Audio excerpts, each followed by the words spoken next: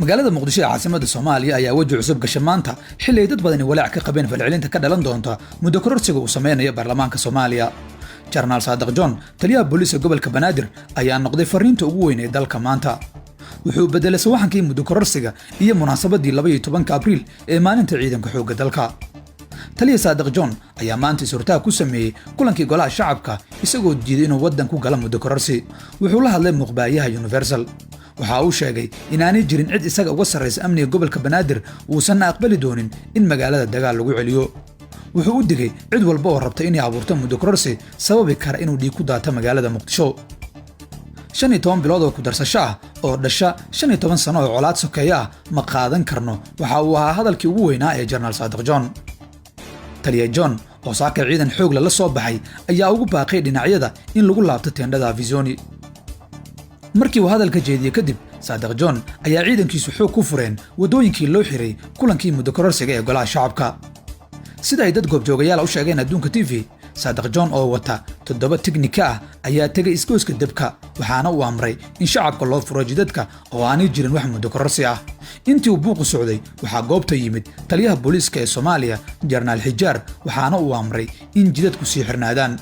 laakiin taagtaag ciidan oo goobta ka dhacay kadib, Saadiq John ayaa si xoog ah wadada ugu furay dadweynaha, iyadoo taliya Xijaarna uu cara la tagay kadib markay ciidanku diideen amarkiisa oo ay raaceen amarkii Saadiq John sida ay goobjoogayaashu ku warameen.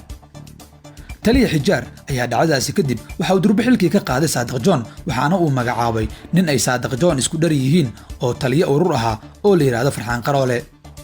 hadalka xilka qaadista iyo magacaabista ayaa laga sii daayay Radio Muqdisho, iyadoo sidoo kale la kordhiyay darajada ciidan ee Farxaan Qaroole. lama yaqaan waxa sababay go'aanka uu qaatay Saadiq John, laakiin ila ku dhow aan la hadalna waxa ay sheegeen inuu ku dooday in aanay xamar dagaal xamili karin oo aanu diyaar u ahayn in loo adeegsado inuu burburiyo magaalada. waxa ay sheegeen ilaha aan la hadalnay inuu kol hore diiday inuu weeraro madaxda mucaaradka. sargaal la socda Saadiq John ayaa u sheegay adduunka TV inuu Saadiq ku yiri farmaajo iyo kooxdiisu waxay rabaan inayna isticmaalaan kadibna naga taqalusaan mana qaadan karno.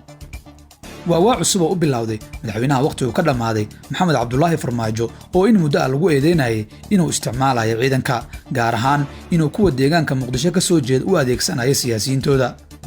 hadda madaxweynuhu wuxuu fahmayaa in aanay ciidanku rabaayad ahayn, gaar ahaan in saraakiisha hoggaanka haysa lagu dhex jiro, taas oo qasbi karta inuu Farmaajo bedelo aragtida isticmaalka badan ee ciidanka.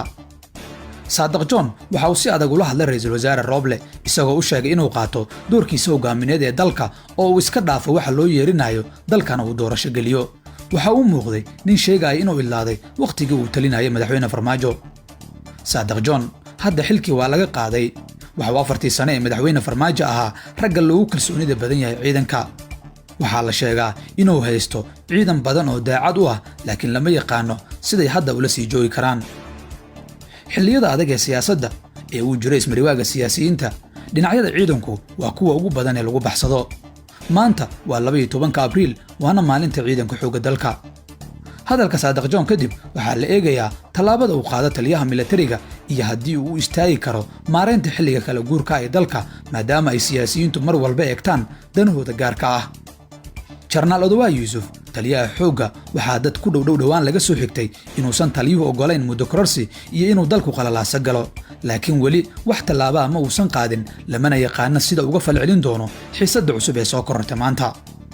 dadka reer Muqdisho oo maalmihii la soo dhaafa ka walaacsanaa inuu dhiig ku daatay muddo kororsiga la filayo ayaa si weyn u soo dhaweeyay tallaabada uu maanta qaaday taliya Saadiq John. maxay kula tahay adiga tallaabada uu qaaday Saadiq John?